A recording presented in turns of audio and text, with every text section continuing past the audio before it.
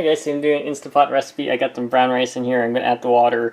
I have to be careful with the amount of water because it doesn't boil it out. So I got a piece of Basa in here, and I'm going to put some carrots, and then I'll season it, and then it should cook. It's about 1.5 cups of rice, so I'm going to put 1.5 cups of water. It should equal appropriately if what the instructions were correct. So I'll be right back, guys, and show you what it looks like. Okay, so I got everything set up. I'm going to actually use chicken broth and a little bit of water to cook it now. So I'm going to set it on the rice option right there. So alright guys, stay tuned for more videos, and I'll be doing a full taste test. Alright, so it's all done up here, guys, as you can see. Let's do a quick taste test right now.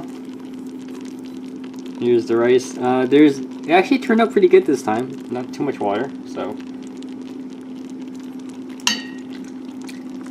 quite good. I'm gonna use the saute. Has the flavor of everything. Definitely check it out, guys. If you have any questions, comments, post below, share it to the channel. So I'm gonna run the saute for a bit and then boil out the water. So, all